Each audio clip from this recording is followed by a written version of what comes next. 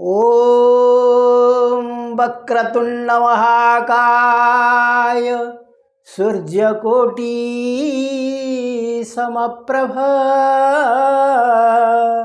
निर्विघ्नं कुरु मे देव सर्वकार्येषु सर्वदा। ॐ सरस्वती महाभागे विद्ये कमललोचने विद्यारूपे विशालाक्षी विद्यां देहि नमस्तुते विद्यां देहि नमस्तुते। हरि ओम। प्रिय सज्जन वृंद, आजिर ए भागवत प्रश्नोत्तर पावन परिसर को आपण मान को स्वागत जनाऊँ। आमे माने ए पर्यंत अनेक गुड़िए प्रश्नोत्तर कार्यक्रम कर सारे। तेबे आज गोटे प्रश्न जड़े बंधु पचारि जहा गोटे बड़ प्रश्न एवं से गोटिक प्रश्नर उत्तर को आज आमे या भितर आलोचना करिबा। से प्रश्नटी होउची, से प्रश्नटी पचारि बंधु नरोत्तम महांती जे भक्ति कौन, नवधा भक्ति कौन एवं नवधा भक्तिर भक्त माने किए, ए कथा टिके बुझेगिरी कहियापई से कहिछंदी।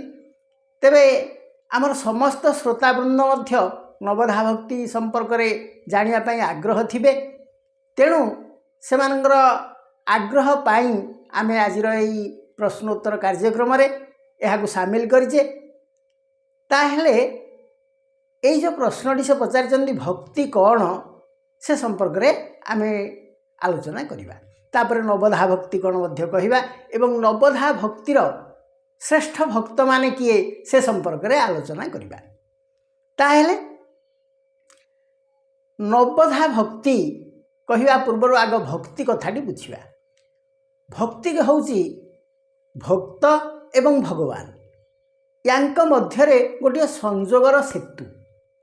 एई सेतु को भक्त जेते दृढ़ करे, अर्थात भक्ति को तार जेते दृढ़ करे, से भगवान सेते निकटवर्ती हुए एवं भगवान निकटवर्ती हेले समस्त जेते षड रिपु माने से माने आमठू दूरे जाती एवं समस्त सद्गुण गुड़िक मनीष देहरे रही थांती।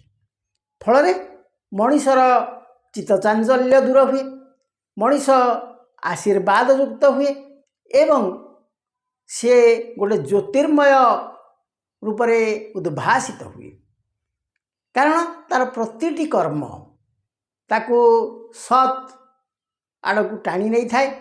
यही भक्ति समस्त आध्यात्मिक भावना गुड़िक मन भितर भर्ती करने जोगु तार समस्त कार्य श्रृंखलित होता है।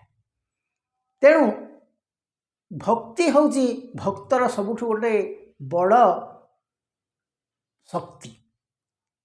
तेणु भक्त भगवान भितर यहाँ गोटे निबिड़ता सृष्टि करिथाए। थरे नारद पचारे जगन्नाथ को, प्रभु आपण ये जो नीलाचल धाम रे रहिचंदी, ये जो श्रीक्षेत्र रे रहिचंदी, आपण काहाकू एते भल पाउचंदी बोली एही स्थान रे रहिचंदी। जगन्नाथ कहिले, ताहेले तुमे कुह मु काहा आकर्षण रे एठी रही जाइछि ना? हाँ, ए श्रीक्षेत्र को मर्त्य वैकुंठ कह जाउछि। तेणु आपण निश्चित काहाकू एठी भल पाउछन जहाद्वारा एठी रही जाइछन ना? हाँ, मु भल पाए कथा ठीक, किंतु तुमे कुह मु काहाकू भल पाए। नारद कहले, मु भाबुची भाई बलराम को आपण बेसी भल पाती, कारण एठी जो बलभद्र अछंदी से तो आपणकर सांग भलिया पिलादिने बलराम भाई होकर थिले। आपण दी जन जाक बहुत आनंद करिचंदी गोपपुर रे, तेणु भाबुची तांकू भल पाइकरी आपण एठी रहिचंदी। जगन्नाथ कहले, ना ना, ताहेले सुभद्रा को भल पाइकरी एठी अछंदी ना? ना ना, ताहेले भौणी जदि नहला ताहेले जना पड़ुची आपणक पत्नी लक्ष्मी पाई आपण एठी अछंदी ना? ना, से कथा भी नुहे। ନା ତାହେଲେ ଆପଣଙ୍କର ଏଇ ଯେଉଁ ଯେତେ ମଠ ସବୁ ଅଛି ଏଠି ଯେଉଁ ଯୋଗୀ ସନ୍ଥ ସବୁ ରହିଛନ୍ତି ତାଙ୍କ ପାଇଁ ଅଛନ୍ତି, ତାଙ୍କୁ ବେଶୀ ଭଲ ପାଉଥିବେ ନିଶ୍ଚୟ। ନା, ଯୋଗୀମାନଙ୍କୁ ବି ଭଲ ପାଏ ନାହିଁ। ଜଗନ୍ନାଥଙ୍କର ଏଇ ଉତ୍ତରରେ ସେ କହିଲେ, ନାରଦ କହିଲେ ତାହେଲେ ଆପଣ କ'ଣ ଏଇ ଶ୍ରୀକ୍ଷେତ୍ରକୁ ଭଲ ପାଉଛନ୍ତି? ନା ନା ନା ତାହେଲେ ଆଉ ମୁଁ କହିପାରିବିନି, ଆପଣ ଏଥର କୁହନ୍ତୁ କାହାକୁ ଭଲ ପାଉଛନ୍ତି। ତେଣୁ ଭଗବାନ କହିଲେ ମୁଁ ମୋ ଭକ୍ତମାନଙ୍କୁ ଭଲ ପାଏ। ତେଣୁ ଏଇଠି ସେଇଥିପାଇଁ ମୁଁ ରହିଯାଇଛି। ମୋର ପ୍ରତ୍ୟହ ଯେଉଁ ଲକ୍ଷ ଲକ୍ଷ ଭକ୍ତ ଆସୁଛନ୍ତି, ମୁଁ ତାଙ୍କର ଯେଉଁ ଦର୍ଶନ ଲାଳସା ତାହା ଏଡ଼େଇ ପାରୁନାହିଁ। ତେଣୁ ମୁଁ ଏଇଠି ଅଛି। ସେଇଥିପାଇଁ ଶାଲବେଗ ଲେଖିଲେ ନାହିଁ କି, ଭକତ ତୋ ପିତା ମାତା ଭକତ ତୋ ବନ୍ଧୁ, ଭକତ ହିତରେ ତୋର ନାମ କୃପା ସିନ୍ଧୁ, ନାମ କୃପା ସିନ୍ଧୁ। ଧେନୁ ପଛେ ପଛେ ବତ୍ସା ଗମେ କ୍ଷୀର ଲୋଭେ, ଭକତ ପଛରେ ତୁହି ଥାଉ ସେହି ଭାବେ, ଥାଉ ସେହି ଭାବେ ଏକା ତୋ ଭକତ ଜୀବନ। ତେଣୁ ଜଗନ୍ନାଥ କହିଲେ, ଏ ଦେଖ ଶାଲବେଗ ସେ ମୋ କଥାଟାକୁ କହିଦେଇଛନ୍ତି। ଶାଲବେଗ କ'ଣ କହିଲେ? କହିଲେ ଧେନୁ ପଛେ ପଛେ ବତ୍ସା, ଧେନୁ ପଛେ ପଛେ ବତ୍ସା ଗମେ କ୍ଷୀର ଲୋଭେ, ଭକତ ପଛରେ ତୁହି ଥାଉ ସେହି ଭାବେ। ଯେମିତି ଗାଈ ପଛେ ପଛେ ବାଛୁରୀଟି ସବୁବେଳେ ଚାଲିଥାଏ, କାରଣ ତା'ର ଇଚ୍ଛା ଥାଏ ମାଆର କ୍ଷୀର ଟିକେ ପିଇଦେବି। ଠିକ୍ ସେମିତି ଭକ୍ତର ଭକ୍ତି ରସକୁ ଆସ୍ୱାଦନ କରିବା ପାଇଁ ଭଗବାନ ଭକ୍ତ ପଛେ ପଛେ ସବୁବେଳେ ଥାଆନ୍ତି। ନାରଦ କହିଲେ ତାହେଲେ ଆପଣ ସବୁବେଳେ ଭକ୍ତ ପଛେ ପଛେ ଥାଆନ୍ତି, ପୁଣି ଭକ୍ତ ତ ଆପଣଙ୍କୁ କହେ ତମେବ ମାତାଶ୍ଚ ପିତା ତମେବ, ତମେବ ବନ୍ଧୁଶ୍ଚ ସଖା ତମେବ। ଇଆଡ଼େ ଆପଣ ବି ତାକୁ କହୁଛନ୍ତି ତୁ ମୋର ମାତା, ତୁ ମୋର ପିତା, ତୁ ମୋର ବନ୍ଧୁ। ନା, ହଁ, ଏଇଭଳି ଆମର ସମ୍ପର୍କ। ତେବେ ନାରଦ କହିଲେ ତାହେଲେ ଆପଣ ରହନ୍ତି କେଉଁଠି? ଯଦି ଭକ୍ତ ପଛେ ପଛେ ସବୁବେଳେ ବୁଲୁଥାନ୍ତି, ତାହେଲେ ଥାଆନ୍ତି କ'ଣ ଏଇ ପୁରୀ ସେଇ ଶ୍ରୀକ୍ଷେତ୍ର ଧାମରେ ନଥାନ୍ତି? ନା ବୈକୁଣ୍ଠରେ ନଥାନ୍ତି? ନା କେଉଁଠି ତେବେ ଥାଆନ୍ତି ଆପଣ ପ୍ରକୃତରେ? ଭଗବାନ କହିଲେ, ଶ୍ରୀ ଜଗନ୍ନାଥ କହିଲେ, ନାହଂ ତିଷ୍ଠାମି ବୈକୁଣ୍ଠେ ଯୋଗିନାଂ ହୃଦୟେନ ଚ ମଦ୍ଭକ୍ତ୍ୟା ଯତ୍ର ଗାୟନ୍ତି ତତ୍ର ତିଷ୍ଠାମି ନାରଦ। ତେଣୁ ସେ କହିଲେ, ହେ ନାରଦ, ମୁଁ ଯୋଗୀମାନଙ୍କ ହୃଦୟରେ ନଥାଏ କି ବୈକୁଣ୍ଠରେ ବି ନଥାଏ। ମୁଁ ଯେଉଁଠି ମୋର ଭକ୍ତମାନେ ଭଜନ କରନ୍ତି, କୀର୍ତ୍ତନ କରନ୍ତି, ମୋର ପ୍ରାର୍ଥନା କରୁଥାନ୍ତି, ସେଇ ଜାଗାରେ ମୁଁ ରହିଥାଏ। ତେଣୁ ଏହିପରି ଭାବରେ ଭକ୍ତର ଅଧୀନ ହେଉଛନ୍ତି ଭଗବାନ। ତେଣୁ ଭକ୍ତର ଭକ୍ତି ରସକୁ ଆସ୍ୱାଦନ କରିବା ପାଇଁ ଭଗବାନ ତା'ର ନିକଟବର୍ତ୍ତୀ ହୁଅନ୍ତି। ତେଣୁ ଏଥର ବୁଝିଗଲା ଭକ୍ତିଟି କ'ଣ? ଯେ ଭକ୍ତି ଭାବକୁ ଯିଏ ରଖିଥାଏ, ଭଗବାନଙ୍କ ଠାରେ ତା'ର ମନକୁ ସମ୍ପୂର୍ଣ୍ଣ ଭାବରେ ନିବେଶ କରିଦିଏ ଏବଂ ପ୍ରେମରେ ତାଙ୍କର ଭଜନ କୀର୍ତ୍ତନ କରେ, ସେ ହେଲା ଭକ୍ତ ଏବଂ ତା'ର ଏଇ ଯେଉଁ କାର୍ଯ୍ୟକ୍ରମ ଗୁଡ଼ିକ ହେଲା ଭକ୍ତି।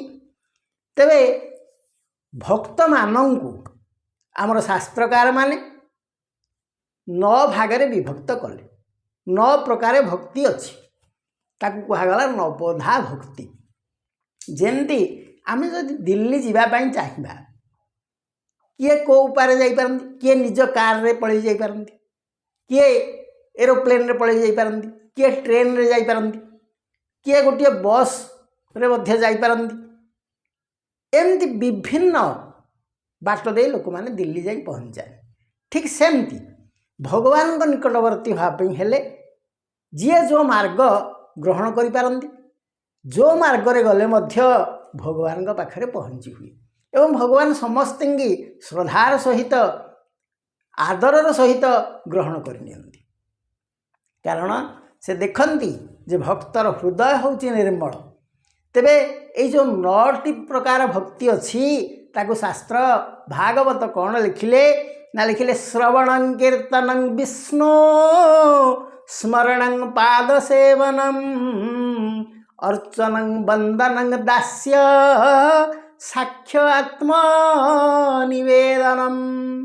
ତେଣୁ ଶ୍ରବଣଂ କୀର୍ତ୍ତନଂ ବିଷ୍ଣୁ ସ୍ମରଣଂ ପଦସେବନଂ ଅର୍ଚ୍ଚନଂ ବନ୍ଦନଂ ଦାସ୍ୟ ସଖ୍ୟ ଆତ୍ମନିବେଦନ। ଏହିପରି ଭାବରେ 9 ପ୍ରକାର ଭକ୍ତ ରହିଲେ। କ'ଣ କ'ଣ ସେ ରହିଲେ ନା ଶ୍ରବଣ, ପ୍ରଥମେ ଆସୁଛି ଶ୍ରବଣ, ତାପରେ କୀର୍ତ୍ତନ, ତାପରେ ସ୍ମରଣ, ତାପରେ ପଦସେବନ, ତାପରେ ଅର୍ଚ୍ଚନ, ତାପରେ ବନ୍ଦନ, ତାପରେ ଦାସ୍ୟ, ତାପରେ ସଖ୍ୟ ଏବଂ ତାପରେ ହେଉଛି ଆତ୍ମନିବେଦନ। ଏହିପରି ଭାବରେ 9 ପ୍ରକାର ଭକ୍ତି ରହିଛି। ତାହେଲେ ଏଇ ଯେଉଁ 9 ପ୍ରକାର ଭକ୍ତି ରହିଲା, ଏଥିରେ ଏଇ ଭକ୍ତିଟି କ'ଣ ଏବଂ ଏଥିରେ ଉତ୍କର୍ଷ ଲାଭ କରିଥିବା ଭକ୍ତ କିଏ, ସେ ସମ୍ପର୍କରେ ଆମେ ଆଲୋଚନା କରିବା। ତ ପ୍ରଥମ ଯେଉଁ ଭକ୍ତ ବା ଭକ୍ତିର ମାର୍ଗ କୁହାଗଲା, ସେ କାମଟି ହେଲା ଶ୍ରବଣ। ଆପଣମାନେ ଏଇ ଯେଉଁ ଆଜିର କଥାଟି ଶ୍ରବଣ କରୁଛନ୍ତି, ଆପଣମାନେ ହେଉଛନ୍ତି ଶ୍ରବଣ ଭକ୍ତ। ଯେଉଁ ଭକ୍ତ ଟିକେ ଭାଗବତ ଶ୍ରବଣ କରିବା ପାଇଁ ଚାହେଁ, ଟିକେ ଆଧ୍ୟାତ୍ମିକ କଥା ଶ୍ରବଣ କରିବା ପାଇଁ ଚାହେଁ, ଟିକେ ପୁରାଣ ସାହିତ୍ୟ ଶ୍ରବଣ କରିବା ପାଇଁ ଚାହେଁ, ସିଏ ହେଲା ଶ୍ରବଣ ଭକ୍ତ। ତାହେଲେ ଏଇ ଶ୍ରବଣ ଭକ୍ତ ବହୁତ ଅଛନ୍ତି। ତାଙ୍କ ଭିତରେ ଶ୍ରେଷ୍ଠ କିଏ ସେ ସମ୍ପର୍କରେ ଆମେ ଆଲୋଚନା କରିବା। ତେବେ ଭାଗବତର ପ୍ରାରମ୍ଭରେ କୁହାଗଲା, ନୈମିଷାରଣ୍ୟଠାରେ ସୂତଙ୍କ ଆଶ୍ରମରେ ଯାଇ 88,000 ଋଷି ପହଞ୍ଚିଲେ ଯେ ଆମେ ଭାଗବତ ଶ୍ରବଣ କରିବୁ। ତେଣୁ ଚିନ୍ତା କରନ୍ତୁ, 88,000 ଋଷିଙ୍କର ଶ୍ରବଣ କରିବାର ଯେଉଁ ଆଗ୍ରହ, ତେଣୁ ସେମାନେ ଶ୍ରବଣ ଭକ୍ତ ଅନ୍ତର୍ଗତ। ତାପରେ ୟା ଭିତରେ ମଧ୍ୟ ମୈତ୍ରେୟ ଏବଂ ବିଦୁରଙ୍କର ମଧ୍ୟ କଥୋପକଥନ ଚାଲିଛି। ତେଣୁ ସେମାନେ ମଧ୍ୟ ଶ୍ରୋତା। ବିଦୁର ହେଉଛନ୍ତି ଜଣେ ଭଲ ଶ୍ରୋତା, 88,000 ଋଷି ହେଉଛନ୍ତି ଶ୍ରୋତା। ଏବଂ ଆଜିକାଲି ମଧ୍ୟ ବିଭିନ୍ନ ସ୍ଥାନରେ ପ୍ରବଚନ ପାରାୟଣ, ଏଇ ଭାଗବତ ସପ୍ତାହ ଆଲୋଚନା ଏସବୁ ଚାଲିଛି। ତେଣୁ ଏମାନେ ମଧ୍ୟ ସେଠି ଉପସ୍ଥିତ ଥିବା ସମସ୍ତେ ମଧ୍ୟ ହେଉଛନ୍ତି ଶ୍ରବଣ ଭକ୍ତର ଅନ୍ତର୍ଗତ। କିନ୍ତୁ ଯିଏ ଭଗବାନଙ୍କ ନାମର ଶ୍ରବଣ କରି ତାର ରସ ପାନ କରେ, ସେ ହରିନାମରେ ଉଦ୍ବୁଦ୍ଧ ହୋଇଯାଏ। ଦିନେ ଏଇ ନାମଟା ଶ୍ରବଣ ନ କଲେ ତାକୁ ଭଲ ଲାଗେ ନାହିଁ। ଏଇଟା ହେଉଛି ପ୍ରଥମ ଷ୍ଟେପ୍, ଇଏ ହେଉଛି ପ୍ରଥମ ପାହାଚ। ଏବଂ ଏଇ ପାହାଚରେ ଯିଏ ରହିଯାଇ ଆଉ ଆଗକୁ ନ ଯାଇ ମଧ୍ୟ ଏଠି ମଧ୍ୟ ଉତ୍କର୍ଷ ଲାଭ କଲେ ଚଳିବ। ତେବେ ଏଇ ଯେଉଁ ଷ୍ଟେପ୍ଟି ବା ଏଇ ଯେଉଁ ସ୍ଥାନଟି ପହଞ୍ଚିଲା ଶ୍ରବଣ, ଏଇ ଶ୍ରବଣର ଶ୍ରେଷ୍ଠ ଭକ୍ତ ହେଉଛନ୍ତି, ଶ୍ରବଣ ଭକ୍ତିର ଶ୍ରେଷ୍ଠ ଭକ୍ତ ହେଉଛନ୍ତି ପରୀକ୍ଷିତ ମହାରାଜ। କାହିଁକି ନା ପରୀକ୍ଷିତ ଜାଣିଲେ ତାଙ୍କର ମୃତ୍ୟୁ 7 ଦିନ ମଧ୍ୟରେ ହେବ। 7 ଦିନ ପରେ ପରେ ତାଙ୍କର ମୃତ୍ୟୁ ନିଶ୍ଚିତ। ତେଣୁ ଆମେମାନେ ଯଦି କେହି ଜାଣିବା ଆମର ମୃତ୍ୟୁ ଆସିଗଲା, ଆମକୁ ଆଉ କିଛି ଭଲ ଲାଗିବନି, ଆମେ ପାଗଳ ଭଳିଆ ହେଇଯିବା, ଏତିକି ଦିନ ଭିତରେ ମରିଯିବା, କ'ଣ କରିବା କ'ଣ ନାହିଁ କିଛି ମୁଣ୍ଡ କାମ କରିବ।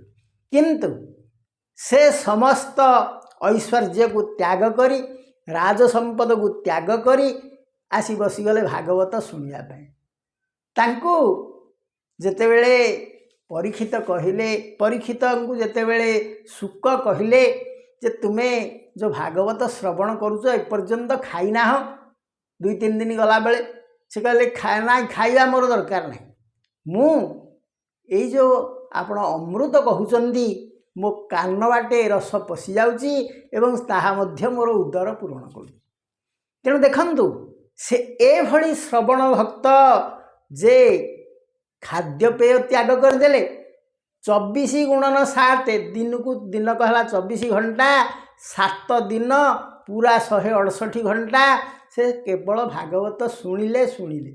ଆଉ ଅନ୍ୟ କିଛି କାମ ସେ କଲେ ନାହିଁ, ନା ଖାଇଲେ, ନା ପିଇଲେ, ନା ଶୋଇଲେ। ତେଣୁ ସେ ତାଙ୍କର ଯେଉଁ ଏକାନିଷ୍ଠ ଭାବ, ଏଇ ଯେଉଁ ଏକନିଷ୍ଠ ଭାବରେ ସେ ଭାଗବତ ଶ୍ରବଣ କଲେ, ତେଣୁ ତାଙ୍କୁ ଭାଗବତର ଶ୍ରେଷ୍ଠ ଶ୍ରୋତା କୁହାଗଲା। ତେଣୁ ଯେତେବେଳେ ତାଙ୍କୁ ଶୁକ କହୁଛନ୍ତି, ନାଇଁ ତୁମେ କିଛି ଖାଦ୍ୟ ଗ୍ରହଣ କର, ନହେଲେ ତୁମେ ଦୁର୍ବଳ ହେଇଯିବ, किंतु से कहले ना मोर खाद्य दरकार नहीं। से कौन कहले भागवतर द्वितीय स्कंधर 8म अध्याय लिखाला कौन कहले हरि महिमा गोचर श्रवण मंगल उच्चार से कथा कह मुनि मोते से हरि चरण जे मन्ते निश्चल मन करी स्थिर जे मन्ते छाड़ी शरीर आहार हिने मोर प्राण केबे नोहिब मलिन तुम्भ वदनु हरिरस पिबन्ते मन हेब तोष। तेणु से कहले ना आहार द्वारा मु मलिन होइजिबिनी तुमठौ जो हरिरस मु पान करी से मो मन तोष हो। तेणु मत अनवरत तुम्हें से हरिरस से भागवत रस वर्णना करुथाओ मत केबे हेले अन्य किछि काम आउ कुह नाही कारण हरि महिमा अगोचर श्रवण मंगल उच्चार। तेणु हरिंक महिमा मुझे जानापी चाहूँगी जेहेतु मु जानी नाही सेतक शुणिले मोर समस्त मंगल हम। तेणु यही भलिया भक्त यही भलिया श्रोता भक्त मिलवा कष्टकर। तेणु श्रेष्ठ श्रोता भक्त बा श्रवण भक्ति जो कथा कहला तार श्रेष्ठता पाउचंती राजा परीक्षित। ताहेले द्वितीय कथा को आसीबा कीर्तन श्रवण पर आसी जाउची कीर्तन। कीर्तन रे किए श्रेष्ठ आपण माने जानती नारद प्रत्यह भगवान का नाम गुण कीर्तन करती से नारायण नारायण नारायण सबु बेले कहूथि। तेणु नाम कीर्तन करिवारे से एक पूरा पारंगम। आउ जन कथा कहवा सी हेले दस्यु रत्नाकर से महापापी थिले पापकर्म करुथिले किंतु जेतेबेले से हरिंक नाम से रामंक नाम जेतेबेले गाइले राम राम राम राम कहि तो पारले नहीं मरा मरा कहले तेबे से परवर्ती पर्याय राम हो गला एवं से जो राम शब्द को से गाई गाई क्रमे दस्युरु हो गले महर्षि एवं से केड़े सुंदर भाव रे रचना कले रामायण। तेणु ए भली भक्त कीर्तन करिवार नाम कीर्तन करिवार श्रेष्ठ भक्त मध्य से ही पारंती।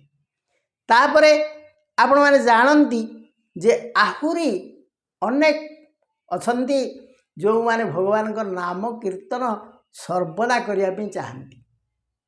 ताहेले अनेक साधु सन्थ अछंती ना कहले ताहा मध्य गोटे पोथी हो जिवो किंतु नाम कीर्तन रो श्रेष्ठता दिया गला शुक महामुनि। कहीं शुक मुनि के दिगला नाम श्रेष्ठता कारण जेतेबेले परीक्षित गंगा कूल आसी बसीगले यही मु बसबी आउ जीवी ना मोर राजप्रासाद को मोर तो मृत्यु सन्निकट हो गला। तेणु समस्त ऋषि मैंने आसिले एवं शुक मुनि आसिले समस्ते कहले शुक मुनि होचंदी आम भितर ज्ञानी से निश्चित भाव में आपन किसी भल कथा कहबी किंतु परीक्षित मन रे संदेह शुक न कहि पारंती कहीं ना शुक भारी चंचल प्रकृतिर से गोटे स्थान रे स्थिर हो रही पारंती नहीं कारण आमे कौन सी गोटे स्थान को गले ए देखुचे केड़े सुंदर बगीचाटी होती किसी समय रही कौटी गोटे देखिले आहा केड़े केड़े छोट सुंदर छुआ गुड़े खेलुंट से अटकी गले कौटी देखिले जे बजार अति सुंदर भाव गुड़े जिनस सजा ही रखाई देखिले किंतु शुकर कौन आकर्षण न थाए। तेणु से कौन सी जगार स्थिर हो न था से इाड़े सियाड़े चली जाता। तेणु ये जे स्थिर हो बसवे 7 दिन बसी भागवत कहे ए कथा परीक्षितंकर विश्वास नथिला। तेणु प्रथम स्कंधर 19 अध्याय कहुई परीक्षित शुक मुनि कहउचंदी प्रभु आपण मु किसी शुणिया चाहूँगी किंतु मोर तो ठीक विश्वास होनी कौन पे तुम्भे जे प्राणींकर द्वारे दंडे न रह मन स्थिरे गोदाह मात्रे तुम्भ गति एणु मोहर मने भ्रांति गोदोह मात्रे तुम्भ गति एणु मोहर मने भ्रांति। तेणु परीक्षित कहले, हे महाराज, हे सुकमुनि, आपण तो होचंदी अस्थिर, स्थिर ही रहंती नहीं। कारण आपण गोटे द्वार ठिया हंती, भिक्षा मागंती नहीं, टे ठिया हंती। आपण से जो ठिया हंती केते समय ठिया हंती ना गोदोह मात्रे। गोदोह माने गोटे गाईर दोहन करने जी समय लगे ताठू क्षीर टे दुहिबा। आग काल जो गाई मैंने थे तो आज जर्सी गाई नुहति जे 20 लिटर 30 लिटर 25 लिटर देदेवे, से माने क्षीर यही माणे 1.5 माणे 2 माणे भितर दियंती। तेणु सेतिकी क्षीर दुहिया जी समय सुकमुनि रहंती, जो जहाँ गोटे जगार से रही पारती। तापर से पुणी से स्थान परिवर्तन कर आउ कुआड़े चली जाए। जदि किए देला भिक्षा देला नदेला ना से दिन पानी पीक रहीगले। तेणु ये जी स्थिर ही कौटी रहंती नहीं, से जे स्थिर ही रहिबे एवं भागवत भली अमृतमय परमहंस साहित्य को तांको आगे वर्णना करिवे, परमहंस संहिता को तांको आगे वर्णना करिवे, ए कथा केबे परीक्षित भाबी नथिले। तेणु प्रकृत में आमे भी चिंता करंतु, जड़े शुणी पारे तो गोटे कथा जड़े शुणीजीव, किंतु जड़े 24 गुणन 7 अर्थ दिन को 24 घंटा हिसाब से क्रमागत भाव में 7 दिन संपूर्ण भागवत को शुणेबा, ताकू बुझेबा कम कथा नुह। तेणु सेतक जितेबले सुकमुनि करथिले, तेणु से होचंदी कीर्तन भक्तिर श्रेष्ठ भक्त। तापरे आसंती स्मरण भक्ति कथा। बहु भक्त अछंती स्मरण भगवान का नाम स्मरण रे से माने आनंद पाती। ताहेले भगवान का नाम स्मरण करी किए कौन सबू किछि लाभ पाइचंती कि? हाँ, लाभ पाइचंती किए? करी हरिणी द्रौपदी विपत्ति हरि हरि छपरा डेरी श्रुति। तेणु करी हरिणी आउ द्रौपदी एमाने कौन करथिले? जेतेबेले हस्तिकी तार गोड़ को जाबुड़ी धरिची कुंभीर, से जमा छाड़ुनी। यही भली बहुत दिन समर चांग भितर चललानी, किंतु से हाथी को कुंभीर छाड़ू नाही। तेणु हाथी विकल ही भगवान को जिते डाकिला, पद्मटिए उपरकू टेकी धरी, प्रभु मत रक्षा कर, नहले मु अगाध जल बुड़ीजी। तेणु भगवान तार डाक शुणिले। कौन थिला ता पाखरे? केवल नाम स्मरण से करुथिला, आउ किछि करि सेठी तो आउ किछि तार उपाय नथिला ना। तेणु से केवल हेई भगवान विभिन्न नाम खाली स्मरण करी करी निजको समर्पण करिथिला। तेणु भगवान ताकू से विपदर उद्धार कले। चक्र पेशी नक्रनाशी उद्धारिले, आपण चक्र को पेशिले एवं से कुंभीर को नाश करी हाथी की उद्धार कले। तापर हरिणी मध्य से अवस्था तार थिला, चारिपट तार विपद थिला एवं भगवान को से केवल स्मरण करुथिला एवं भगवान सेठी मध्य सही परि भाव में ताकू उद्धार कले। सेठी जो अग्नि जलुथिला ताकू वर्षा करी रेबापित कले। सेठी जो कुकुर माने थिले तांको वज्र मारी तांको मारिदेले एवं जो बाणुआटी जगिथिला ताकू सर्पाघात रे तार मृत्यु घटिला। एवं गोटे पटे जो अग्नि जलुथिला तो आपण जानिले ताकू से वर्षा करी शेष कले। तेणु एहीपरि भाव से तार विपद को दूर करथिले। किंतु हरिणी करिथिला कौन? केवल नाम स्मरण, प्रभु मत एथिरु ए विपद उद्धार कर। द्रौपदी कथा से मध्य जेतेबेले सबआडू निराश हो गले कहीं तांको साहाय्य करिवार से देखिले सुविधा नहीं तेणु निजको निजे मध्य रक्षा करने चेष्टा कले ताहा मध्य से पारिले नहीं तेणु से हाथ टेकिदेले हे प्रभु हे कृष्ण हे मुरारी मते विपद रक्षा कर से नाम स्मरण रे भगवान कोटि कोटि वस्त्र देदेले ताहेले एमानंग भितरु श्रेष्ठ किए ना एमानंग मध्य श्रेष्ठ नुहंती सबुठारु श्रेष्ठ हेले प्रहलाद प्रहलाद होचंदी स्मरण भक्तिर श्रेष्ठ भक्त ताहेले काहेकि प्रहलाद को श्रेष्ठत्व दिगला कारण प्रहलाद थिले बालक बयस से एते कम बयस रे एते विपद तांको बापा तांको पकेली सर्पगृह नहीं रखीदेले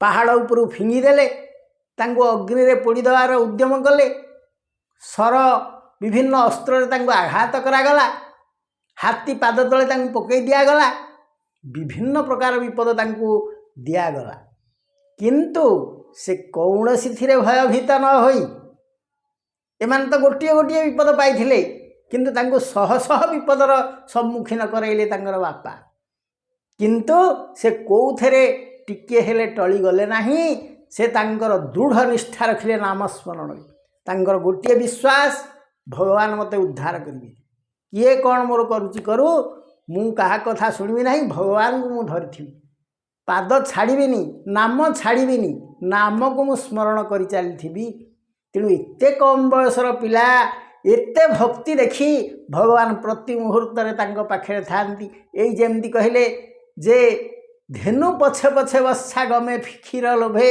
भकत पछरे तुही थाउ से ही भावे तेणु भगवान ठीक सेमती प्रहलाद पछे पछे थांती तार भक्ति रस टिके पान करिया प्रतिटी विपदरू ताकू रक्षा करू थांती तेणु स्मरण भक्तिर श्रेष्ठ भक्त हेले प्रहलाद ते पर्यंत आमे जो नवधा भक्तिर तीनोटी भक्ति जानिले श्रवण भक्तिर श्रेष्ठत्व पाइले राजा परीक्षित एवं श्रवण पर आमर आसला जो कीर्तन भक्तिर श्रेष्ठत्व पाइले शुकदेव एवं स्मरण भक्तिर श्रेष्ठ भक्त होउचंदी प्रहलाद ता पछुआ आसे पाद सेवन पद सेवन करे आपण माने जानती भगवान विभिन्न अवतार नहीं थांदी एवं विभिन्न भक्त तांकर पद सेवन पद वंदन ये सब करिया को सदा सर्वदा आग्रही थांदी रामायण कथा देखंतु लक्ष्मण सदा सर्वदा भाई पाखे पाखे थांदी श्रीराम पाखे पाखे थांदी श्रीरामंकर पद से सदा सर्वदा मंचालन करुथा एवं जेतेबेले सीतांकर हरण हो गला ता परठु पुणी मध्य लक्ष्मण तांकर पद सेवन कर चलिए तेणु पद सेवन लक्ष्मण आगे अच्छा बोली आम भाविबा भरत तांकर मध्य भारी आग्रह श्रीरामंकर पद सेवन करने किंतु से जेहेतु से सुजोग पाइले नहीं तेणु से भगवान पादुका को नहीं ताकू पूजा करिवारे लागिले तापरे शत्रुघ्न अवस्था मध्य से मध्य भरत जो नंदीग्राम जाई रहुथिले सेई नंदीग्राम मध्य रात्रि जापन करती शत्रुघ्न कारण भाई एठी अछंदी मु जाई घरे राजउआस रे भी सोई कि तेणु शत्रुघ्न मध्य नंदीग्राम रहंती तेणु एपरी सेमानंकर भातृप्रेम थिला एवं भ्रातांकर पदवंदना करिवा पद सेवन करिया पई आग्रह थिला तेबे पद सेवन आउ जणे भक्त मध्य अछंती आउ जणे भक्त होचंदी किए ना से होचंदी धीपर श्रीराम अवतार रे भगवान जेतेबेले गंगा पार होआ पई चाहुचंदी सेई समय रे से नाउरी की डाकिचंदी किंतु नाउरी शुणी ना न शुणा द्वारा लक्ष्मण क्रोधित होइचंदी एवं से कहउचंदी अरे नाउरी तू कौन बधिर हो गलु कि तू गोटे कालाटा हेलु ना कौन नाउरी तार उत्तर रे कौन कहला बधिर नुहई बीर बोइला तो धीवर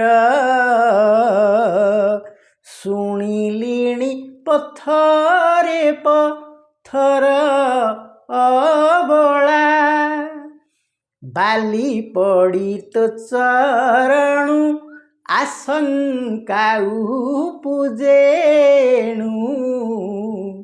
ନୌକା ନାୟିକା ହେଲେ ବୁଡ଼ିବ ଭେଳା ବୃତ୍ତିଏ ମୋ ପୋଷେ କୁଟୁମ୍ବ ବସାଇ ନ ଦେବି ପାଦ ନ ଧୋଇ ନାବ। ଭଗବାନ ଜାଣିଗଲେ ଏ ଭକ୍ତର ଆଗ୍ରହ ମୋ ପାଦ ଧୋଇବା ପାଇଁ। ଇଏ ଖାଲି ମିଛରେ କହୁଛି ଯେ ତୁମର ପାଦ ବାଜିକିରି କାଳେ ମୋ ଡଙ୍ଗାଟା ନାରୀ ହେଇଯିବ। କିରେ ମୋର ଗୋଡ଼ଟା ପଥରରେ ବାଜିଥିଲା ସେ ନାରୀ ହେଇଥିଲା। ୟା ବୋଲି ଯୁଆଡ଼େ ବାଜିବ କ'ଣ ସବୁ ନାରୀ ହେଉଛି ନା? ମୁଁ ଏତେ ବାଟ ଯେଉଁ ଚାଲିକିରି ଆସିଲିଣି ବାଟରେ ଆଉ କିଛି କାଠ ପଥର ମୋ ଗୋଡ଼ରେ ବାଜିନି। କିନ୍ତୁ ସବୁ ସେ ଧୀବର ଜାଣିଛି, କିନ୍ତୁ ତାର ଏକା ଜିଦ୍ ମୋ ପାଦ ଧୋଇବ। ତେବେ ଭଗବାନ ତାର ଭାବକୁ ଦେଖିଲେ, ତାର ହୃଦୟର ଭକ୍ତିକି ଜାଣିପାରିଲେ। ତେଣୁ ଦେଖିଲେ ଇଏ ଭକ୍ତି ଭାବରେ ମୋତେ ଖାଲି ଗୋଟେ ବୁଲେଇବା ପାଇଁ ମୋ ପାଦ ଧୋଇବା ପାଇଁ କହୁଛି। ତେଣୁ ସେ କ'ଣ କଲେ, ବଢ଼ାଇ ଦେଲେ ପୟର ଭାବଗ୍ରାହୀ ରଘୁବୀର ପୟରେ ଖ୍ୟାଳିତ କରି ବସନେ ପୋଛି ବ୍ରହ୍ମାରେ ଧୌତ ଯେ ପଦ ନୋହିଛି ଶିବ ବିଷାଦ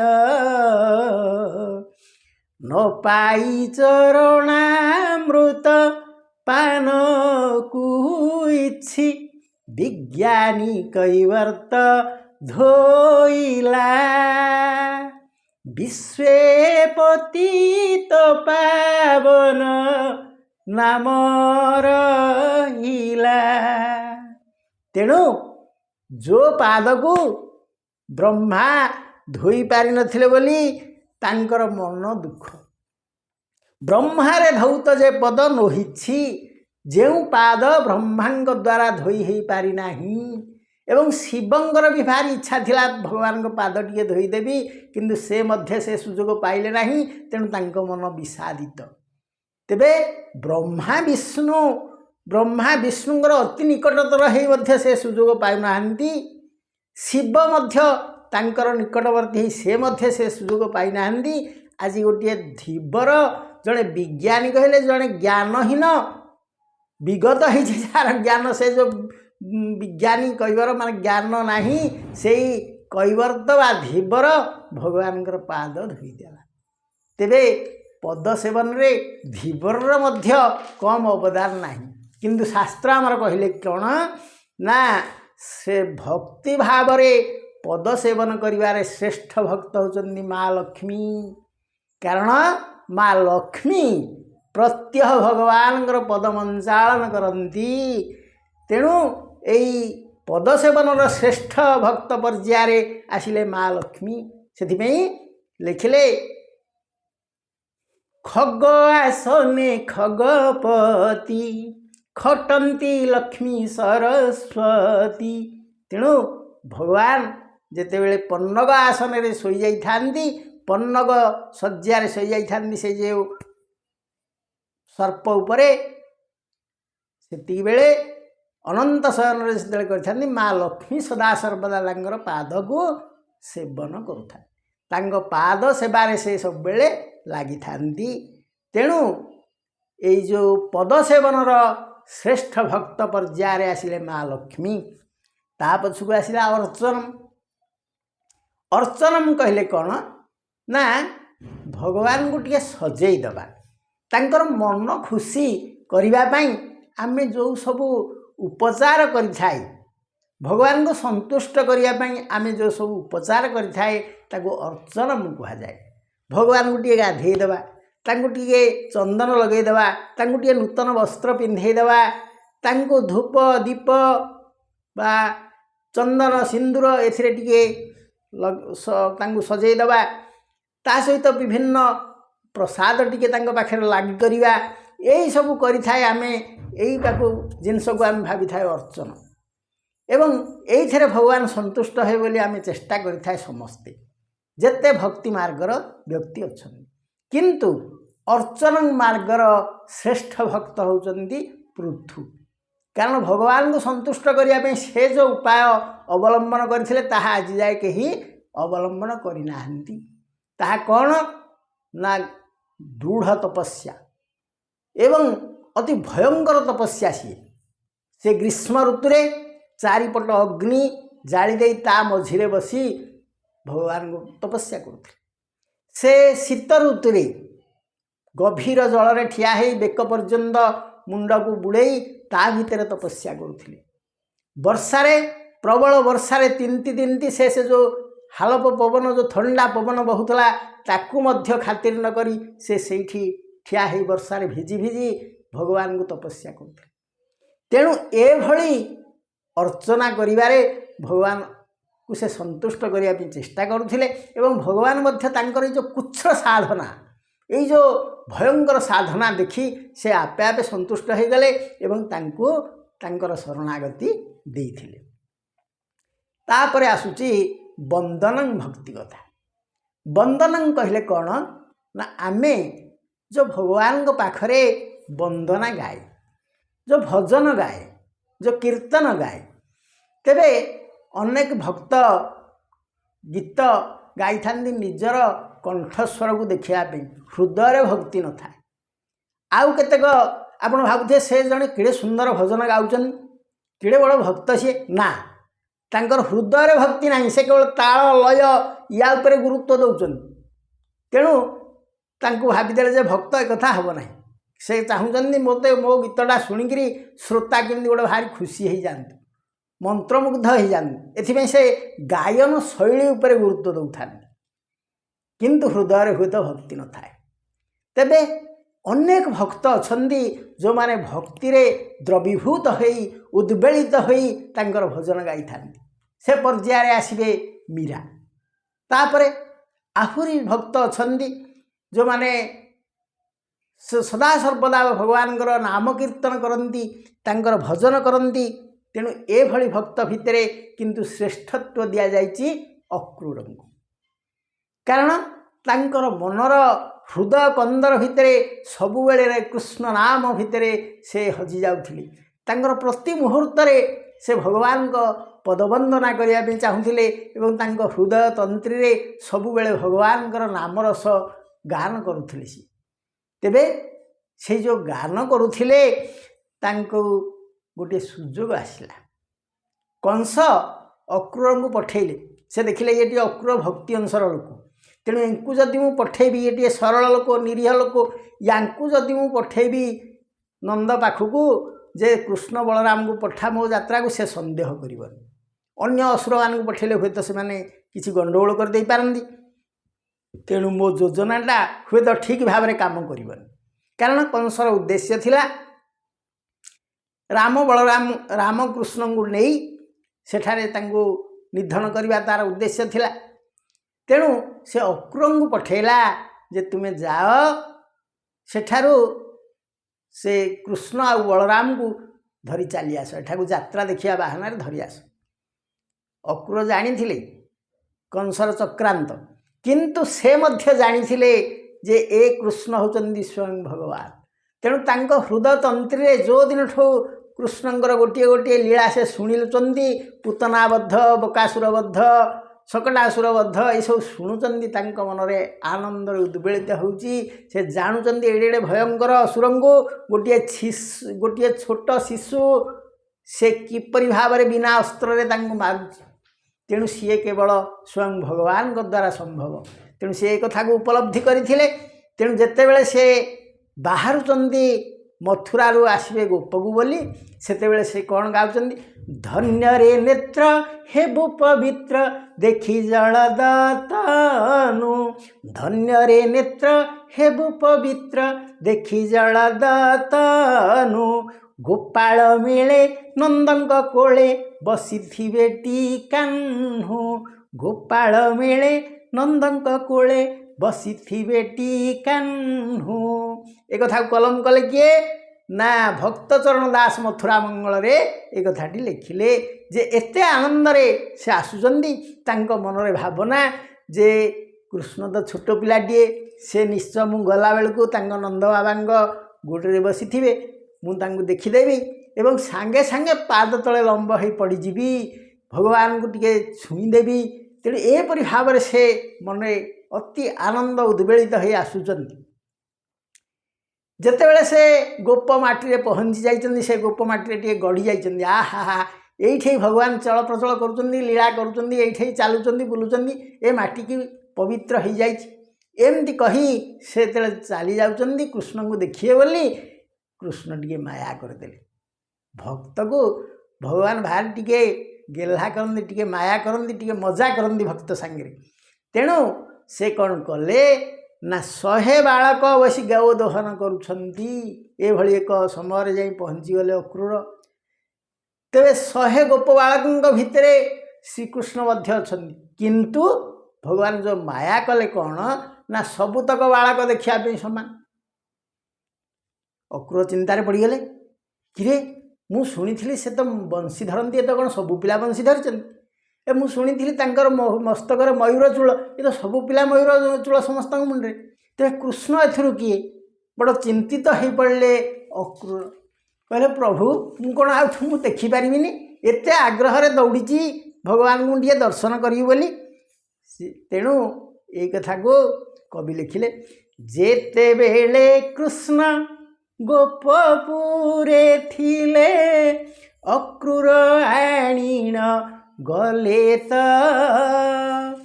गाई दुहु दुहु केश फिटी गला चतुर्भुज हेले अनंत। तेणु भगवान कौन कर गाई दोहन कर अक्रूर विकल भाव को से लक्ष्य कर व्याकुलता को से लक्ष्य कर मत ये देखापी भारी आग्रह करुँ। तेणु भगवान कौन कले जितेबले गोदोहन कर चुटी बा केश जो बहुत केश तांकर तो थाए से केश सब ऊपर जो चुटी बांधी देते माँ से खोलीगला खोली जा द्वारा मुहर पड़ा आउ से आखिरे दुहीबे किमती आखि तो बंद हो गला। तेणु आउ 2टी हाथ बाहरी आसी गोदोहन कर जोड़िया हाथ आउ जोड़िया हाथ पक्षर बाहरी आसी चुटी की बांधी पकईले। तेणु ये अक्रूर जानीदे अरे ये सब पिला तो अच्छा समस्ते 2 हाथ वाला ये 4 हाथ वाला ये निश्चय होती भगवान श्रीकृष्ण। तेणु भक्त वर्तमान भगवान को दर्शन करदेले एवं से आनंदर शीर्ष भाव को पहुँची गले। तेणु भक्त प्रिय अक्रूर को तेणु भक्त प्रिय भगवान अक्रूर को तांकर दर्शन देले। सेथिपई कहगला जे बंदन भक्तिर श्रेष्ठ भक्त होउचंदी अक्रूर। या परे आसे दास्य भक्ति कथा। दास्य भक्ति अर्थ कौन ना निजे भगवान को मालिक बोली भाविबा एवं निजे तांकर चाकर बोली निजको भावी नवा। ये भली अनेक हुए तो भावी पारि न थांती कारण किए को भाव भगवान को भावे किए भावे आमे जमी कहे जगन्नाथ स्वामी नयन पथगामी भव तुमी हे जगन्नाथ स्वामी आपण होउचंदी आमर मालिक। किए भी भावे जगन्नाथ मोर हेले पुओटीए हे भलिया ही थांते किए भावे जगन्नाथ मोर सखा हेले ही थांते एमती विभिन्न भावना लोक माने करि थांती। किंतु केतेक भक्त भावंती आमे तांकर दास ही जानतु हेले। तेणु ये जो कपि माने थिले समस्ते जिते श्रीराम को साहाय्य करुथिले सीता को लंकार उद्धार करने सेतेबेले समस्ते तांकर दास बोली निजको भाविथिले। तेबे एठी कथा हुए से जो जेते मर्कट थिले बा भल्लुक थिले तांको भितर श्रेष्ठ होचंदी हनुमान। कारण हनुमान तांको निज गुण को कोठी प्रकाश करना तांको देहर बहुत गुण अछि।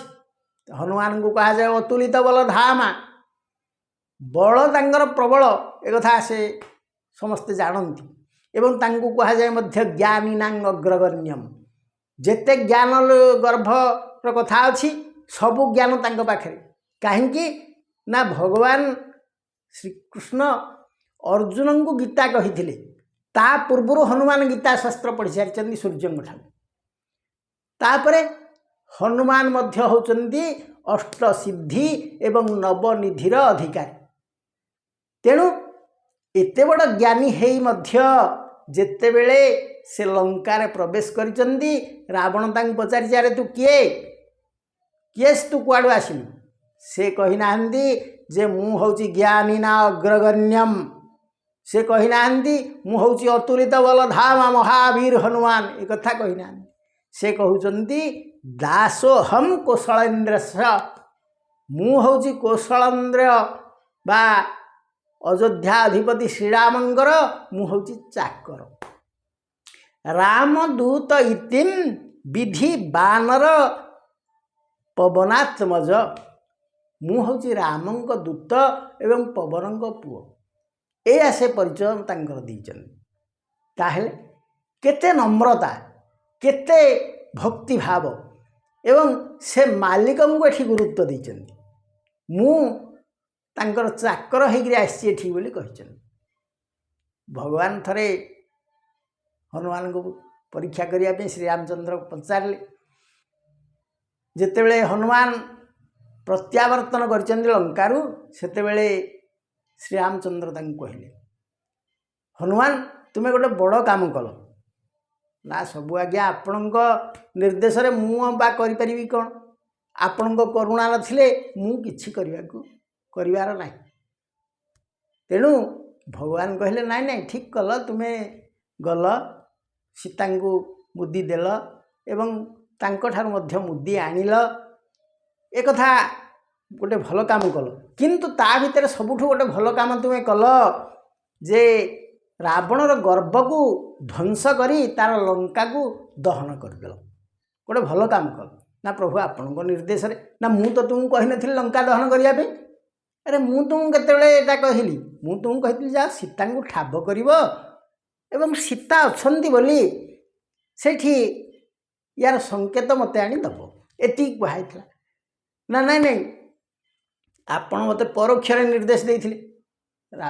हनुमान कहले आपण एक कथा मत सीधा सड़क कही नांदी जेतेबेले मु शिशपा वृक्ष रे बसिची तले माँ सीता अछंती तांको त्रिजटा कहूची माँ सीते एते तुमे कांद नाही खूब शीघ्र तुमर ए खराब दिन कटि जीव ना किमती ना काली पाहांतारे मु गोटे स्वप्न देखी एवं मोर पाहांतिया स्वप्नटा सत हुए मु शुणी देखी जे गोटे बानर आम लंका को आसी एवं समग्र लंका को से पोड़ी दउची लंका ध्वंस हो जाउची।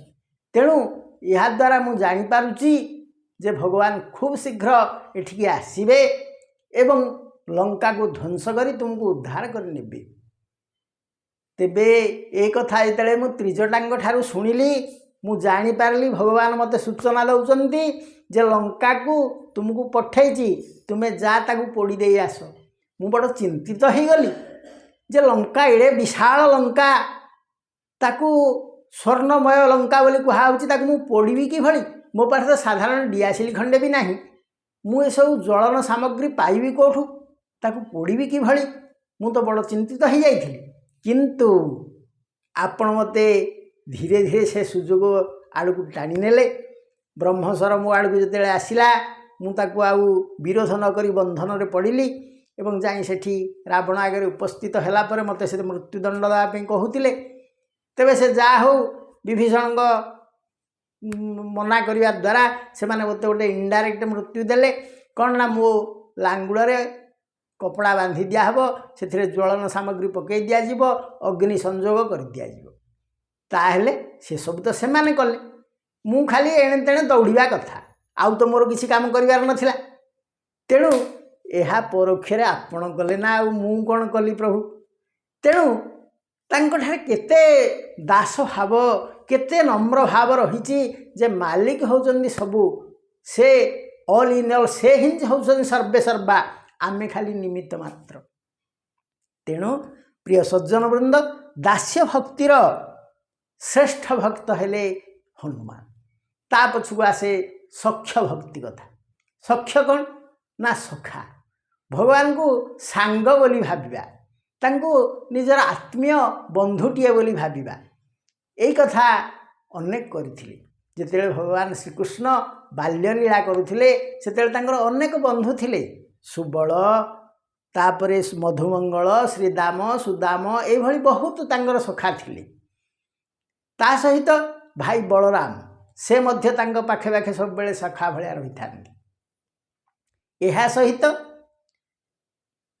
ତାଙ୍କର ସୁଦାମଙ୍କ ସହିତ ଯେଉଁ ବ୍ରାହ୍ମଣ ସୁଦାମା, ଦରିଦ୍ର ବ୍ରାହ୍ମଣ ସୁଦାମାଙ୍କର ସେ ମଧ୍ୟ ମିତ୍ର। ତାଙ୍କୁ କୋଟି କୋଟି ଅର୍ଥ ସେ ପ୍ରଦାନ କରିଥିଲେ। ତାହେଲେ ଏ ଭିତରେ ଶ୍ରେଷ୍ଠ ଭକ୍ତ ସଖା ଭିତରେ କିଏ ହେଉଛନ୍ତି ନା ଶ୍ରେଷ୍ଠ ଭକ୍ତ ହେଉଛନ୍ତି ଅର୍ଜୁନ।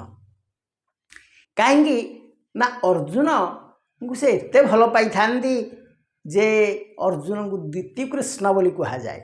ଅର୍ଜୁନ ମଧ୍ୟ ଶ୍ରୀକୃଷ୍ଣଙ୍କୁ ଅତିଶୟ ଶ୍ରଦ୍ଧା କରନ୍ତି, ଭକ୍ତି କରନ୍ତି, ସ୍ନେହ କରନ୍ତି ଏବଂ ତାଙ୍କର ଯେଉଁ ଆପଣାର ଭାବ ସେଥିରେ ଶ୍ରୀକୃଷ୍ଣ ମୋହିତ ହୋଇଯାଆନ୍ତି। ସେ ଅର୍ଜୁନ କହନ୍ତି ମୁଁ ସବୁ ସମ୍ଭାଳି ଯିବି କିନ୍ତୁ କୃଷ୍ଣ ନିନ୍ଦା ସମ୍ଭାଳି ପାରିବି ନାହିଁ। ତାହେଲେ ତାଙ୍କର ସଖା ଭାବର ଗୋଟିଏ ଉଦାହରଣ ଆମେ ନେବା। ଯେତେବେଳେ ମହାଭାରତ ଯୁଦ୍ଧ ଆରମ୍ଭ ହେବାର ହେଇଗଲା ସେତେବେଳେ ପାଣ୍ଡବମାନେ ଏବଂ କୌରବମାନେ ବିଭିନ୍ନ ରାଜ୍ୟକୁ ଯାଉଥାନ୍ତି ଏବଂ ସେମାନଙ୍କର ସହାୟତା ଲୋଡ଼ୁଥାନ୍ତି। ଏହି କ୍ରମରେ ସେମାନେ ଆସି ଦ୍ୱାରକାରେ ପହଞ୍ଚିଗଲେ। ଯୋଗକୁ ଏକା ଦିନକେ ଅର୍ଜୁନ ଏବଂ ଦୁର୍ଯ୍ୟୋଧନ ଆସି ପହଞ୍ଚିଛନ୍ତି ଦ୍ୱାରକାରେ। ତେବେ ଶ୍ରୀକୃଷ୍ଣ ଯେତେବେଳେ ଏମାନଙ୍କର ଅଭିପ୍ରାୟ ବୁଝିଲେ ଯେ ସେମାନେ ତାଙ୍କୁ ଯୁଦ୍ଧରେ ସହାୟତା କରିବା ପାଇଁ ଡାକୁଛନ୍ତି, ସେତେବେଳେ ଶ୍ରୀକୃଷ୍ଣ ଗୋଟିଏ କଥା କହିଲେ ଯେ ମୁଁ ସିଦ୍ଧାନ୍ତ ନେଇଛି ଏ ମହାଭାରତ ଯୁଦ୍ଧରେ ମୁଁ ଅସ୍ତ୍ର ଧାରଣ କରିବି ନାହିଁ। ତେଣୁ ମୋତେ ତୁମେ କିଏ ନେବ ବା କିଏ ନ ନେବ ତୁମେ ନିଷ୍ପତ୍ତି ନିଅ, କାରଣ ମୁଁ ଯୁଦ୍ଧ କରିବି ନାହିଁ। କାରଣ ଅର୍ଜୁନ ପାଣ୍ଡବମାନେ ଯେମିତି ମୋର ଆତ୍ମୀୟ, କୌରବମାନେ ମଧ୍ୟ ସେମିତି ଆତ୍ମୀୟ। ତେଣୁ ମୁଁ କାହା ବିରୁଦ୍ଧରେ ଯୁଦ୍ଧ କରିବି ନାହିଁ। ତେଣୁ ଅସ୍ତ୍ର ଧାରଣ କରିବି ନାହିଁ ବୋଲି ମୁଁ ନିଷ୍ପତ୍ତି ନେଇଛି। ଅର୍ଜୁନ ସାଙ୍ଗେ ସାଙ୍ଗେ କହିଲେ ପ୍ରଭୁ ଶ୍ରୀକୃଷ୍ଣ, ହେ ପ୍ରଭୁ, ହେ ସଖା ଶ୍ରୀକୃଷ୍ଣ, ଆପଣ ଯଦି ମୋ ପଟକୁ ଆସିବେ ମୁଁ ଭାରି ଖୁସି ହେବି। ଦୁର୍ଯ୍ୟୋଧନ ମନେ ମନେ ହସିଲେ, କହିଲେ ଏ ନିରସ୍ତ୍ର ଶ୍ରୀକୃଷ୍ଣଙ୍କୁ ନେବାର ମୂଲ୍ୟ କ'ଣ?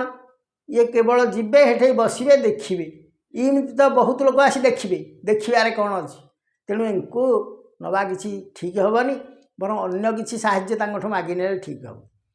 ସେ ଶ୍ରୀକୃଷ୍ଣଙ୍କୁ କହିଲେ ତାହେଲେ କ'ଣ ମୁଁ ନିରାଶ ହେଇ ଫେରିଯିବି? ଆପଣଙ୍କୁ ତ ଅର୍ଜୁନ ନେଲା। ସେ କହିଲେ ନା ନା, ନିରାଶ କରିବା ପାଇଁ ମୁଁ ଚାହୁଁନି। ମୋର ଯେଉଁ ନାରାୟଣୀ ସେନା ଅଛନ୍ତି ତୁମେ ଚାହିଁଲେ ତାଙ୍କୁ ନେଇପାର।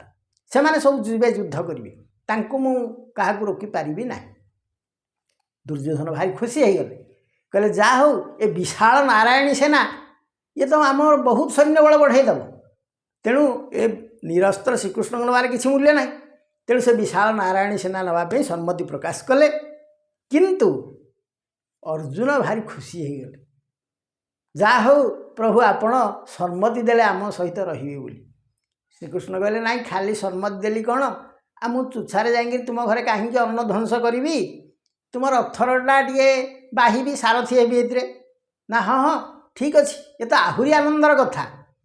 ତେଣୁ ଅର୍ଜୁନ କହିଲେ ନିଜେ ତୁ ହି ଦୟାମୟ ଅଟୁ ଯାହାର ସହାୟ, ତାହାର କି ଭୟ ଏହି ଛାର ରଣକୁ, କୋଟି କୋଟି କର୍ଣ୍ଣ ଶଲ୍ୟ ନୋହିବେ ମୋ ସମତୁଲ୍ୟ, ମୂଲ୍ୟ ନାହିଁ ତାହାଙ୍କର କୋଟି ବାଣକୁ, ନିମିଷକେ କରିବି ଜୁର, ତୁହି ରଥେ ଥିଲେ ନାହିଁ ଯମକୁ ଡର। ତେଣୁ ଅର୍ଜୁନ କହିଲେ ଆପଣ ଯଦି ଖାଲି ମୋ ରଥରେ ଅଛନ୍ତି, ମୋର ଏ କୋଟି କୋଟି କର୍ଣ୍ଣ ଶଲ୍ୟ କିଛି କରିପାରିବେ ନାହିଁ, ମୋର ମଧ୍ୟ ଯମକୁ ଭୟ ରହିବ ନାହିଁ। ତେଣୁ ଏତେ ଶ୍ରଦ୍ଧା ଥିଲା ତାଙ୍କର ଶ୍ରୀକୃଷ୍ଣଙ୍କ ଉପରେ। ତାପରେ ତ ଆପଣ ଜାଣିଛନ୍ତି ଯେତେବେଳେ ତାଙ୍କର ମୋହ ହେଲା ସେତେବେଳେ ଭଗବାନ କେବଳ ଏଭଳି ଉପଦେଶ କାହାକୁ ଦିଆଯାଇପାରେ, ଅତି ବିଶ୍ୱସ୍ତ ସଖାକୁ ହିଁ ସେ ଦେଇଲେ, ଗୀତା ଅମୃତ ଆସ୍ୱାଦନ କରେଇଦେଲେ। तापरे आसे आत्मनिवेदन कथा। आत्मनिवेदन पर्यायर अर्थ हूँ कौन ना एठी संपूर्ण भाव में भगवान को निजको अर्पण करदे। प्रभु मु किछि नुहे तुमे मोर मु तुमर एभली भाव थिला राधांकर, एभली भाव थिला मीरांकर एवं एभली भाव थिला गोपी मानकर। 16 सहस्र गोपी समस्ते भावुथिले आमे श्रीकृष्ण सहित एकाकार हो, कारण सेमानक मनरे आउ किछि भावना नथिला, कारण सेमान थिले त्रेता जुगर समस्ते गोटे गोटे ऋषि। एई ऋषि माने जतले श्रीरामचंद्र को देखिले तांको देहरे मिसी जिया पई सेमाने चाहिले, किंतु श्रीराम कहिले जे ए जन्म रे तुमे तो मो सहित मिसी पारिबो नाही, कारण मोर काम हैला मु वर्तमान रावण को बद्ध करिया पे जाउछि, तेणु तुम सहित आउ एठी बेसी समय रही पारिबे नाही। तेबे तुम सहित मु मिसी तुमर समस्त आनंद वर्धन करिया पे मु चेष्टा करिवि आसंता जन्म रे। तेणु श्रीकृष्ण जन्म रे गोपी मान सहित से लीला करथिले एवं गोपी माने तांकर सानिध्य पाई अत्यंत आनंद विह्वलित होइथिले। आत्मा एवं परमात्मा हितरे जो मिलन होइथिला सी होउची अनिर्वचनीय मिलन एवं एहाकू अप्राकृत प्रेम बोली कहा जाए अप्राकृत प्रेम मूर्ति जय राधा हरि अव्यक्त लीला को व्यक्त कर अवतरी। तेणु राधांग सहित एवं गोपीमान सहित जो लीला थिला ताहा होउची अप्राकृत प्रेम। ये जो साधारण प्रेम कथा नहीं, ताहा होउची दिव्य प्रेमर कथा। तेणु सेमाने समस्ते भगवान सहित मिलित हो जाए चाहूले, किंतु आत्मनिवेदन श्रेष्ठ भक्त बोली कहा जाए बलि को। कारण जेतेबेले बलि थिले महादानी एवं दानी भाव में तांकर ना सर्वत्र व्यापी जाइथिला, फल बलिंक मनरे टिके अहंकार जात है, टिके गर्व जात है एवं से स्वर्ग मर्त्य पाताल सबुकिछि तांको अधिकार को आनिले। भाई देवता ने भयभीत हेले। तेणु भगवान कहले ना बलि सिना धर्म आचरण करुचंदी, किंतु तांको मनरे गर्व दंभ अहंकार ये सब भरी आसिलानी। तेणु तांकर अहंकार को दूर करिया पाई से तांकठु दान नवा पे आसीगले एई तीन पुर। तेणु से कहिले मते 3 पाद भूमि दियो। बलि जानी पार नथिले ये 3 पाद भूमि मागुथिबा बालक किए, किंतु शुक्राचार्य तांको सूचना देदेले, कहले ये केबे साधारण बालक नुहे, ये कौनसी गोटे असाधारण मायावी शक्ति, तेणु एंकु दान दियो ना। किंतु बलि से कहले ना मु मोर सत्यत भाव रखिछि, काहाकू मु आज जाए मो घरू बिना दान रे फेरे दे ना। तेणु मु निश्चित भाव रे भगवान को से हुंतु बा बालक हुंतु बा मायावी हुंतु तांको मु दान देबी। प्रथम पादरे जेतले आकाश पुरी गला, द्वितीय पादरे पृथ्वी पुरी माने पाताल लोक पुरी जाउची, पृथ्वी पुरी गला द्वितीय पादरे। तेणु सेतेबेले से कौन करिवे, आ जगह तो नहीं, तृतीय पाद बाहरी आसिलानी। तेणु बलि निजर आत्मनिवेदन करदेले, प्रभु मो मस्तक रे आपण रखंतु ए पाद को, आउ मोर जगह नहीं, मु संपूर्ण भाव में आपण सहित मिसी जावाई चाहूँगी, मते आपण बद्ध करंतु बा आपण सहित मिसी दियंतु। भगवान कहले ना तुमे भक्त, तेणु तुमको मु पाताल को चापी दूची, तुम पाताल जाई पुरे राजूती कर। तेणु भगवान तांको पाताल को चापी देले एवं से पातालपुरीर शासक ही रहिले। ताहेले एवं भक्त को भगवान एते मध्य भल पाती, ताकू कहले बलि तुमे दानी हिसाब रे श्रेष्ठ, किंतु तुमर जो अहंकार टिके हला हेथिपई तुमको मु कहली ना तुमे गोटे अंचल रुह, हेथिपई तुम पाखु दान पे आसीथिली। तेबे तुमे मन दुख कर नाही, तुमे जदि चाह मोठू किछि बर मागी पार। बलि कहले हाँ प्रभु आपण केड़े बड़ कथा मते कहले, किछि देबे बोली जेतेले कहउचंदी, मते एति करंतु आपण मो पाखे पाखे थांतु। तेणु भगवान कहले हाँ मु रहिबी, एवं भगवान तांकर दुआरी भाव रे रहिले। तेणु ए भली सौभाग्य काहाकू मिले, भगवान किछि तांकर ବାଛ ବିଚାର କରନ୍ତି ନାହିଁ। ସେ କେତେବେଳେ କେଉଁଟା ସାନ ବଡ଼ ଆମେ ଯେମିତି ବିଚାର କରେ ଏ କାମଟା ସାନ ସେ କାମଟା ବଡ଼, ତାଙ୍କର ସେସବୁ କିଛି ନଥାଏ। ସିଏ କେତେବେଳେ ହେଇପାରନ୍ତି ସାରଥି, କେତେବେଳେ ହେଇପାରନ୍ତି ଦୂତ, କେତେବେଳେ ହେଇପାରନ୍ତି ଦୁଆରୀ। ତେଣୁ ତାଙ୍କର କିଛି ଭେଦଭାବ ନାହିଁ। ସେ କେବଳ ଗୋଟିଏ ଚିନ୍ତା, ତାଙ୍କର ଭକ୍ତାଧୀନ ଭଗବାନ। ତେଣୁ ପ୍ରିୟ ସଜ୍ଜନ ବୃନ୍ଦ, ଆମେମାନେ ମଧ୍ୟ ଏଇ ନବଧା ଭକ୍ତିରେ ଟିକେ ଅବଗାହନ କରିବା, ଏଇ ନବଧା ଭକ୍ତିର ଗଙ୍ଗୋତ୍ରୀରେ ଟିକେ ସ୍ନାନ କରିଯିବା। କାରଣ ଆମେ ପ୍ରତ୍ୟହ ଟିକେ ଭାଗବତ ଶ୍ରବଣ କରିବା, ଟିକେ ସେଇ ଯେଉଁ ଭାଗବତ ରସକୁ ଟିକେ କୀର୍ତ୍ତନ କରିବା ଏବଂ କ'ଣ ଶୁଣିଲେ ତାକୁ ଟିକେ ସ୍ମରଣ କରିବା। ତା ସହିତ ଭଗବାନଙ୍କର ପଦ ସେବା କରିବା ପାଇଁ ଆମ ମନ ଭିତରେ ଏ ଭାବନା ରଖିବା। ପ୍ରତ୍ୟହ ଭଗବାନଙ୍କୁ ଆମର ଠାକୁର ଘରେ ଟିକେ ଅର୍ଚ୍ଚନା କରିବା ଏବଂ ବନ୍ଦନାଟିଏ ଗାଇବା।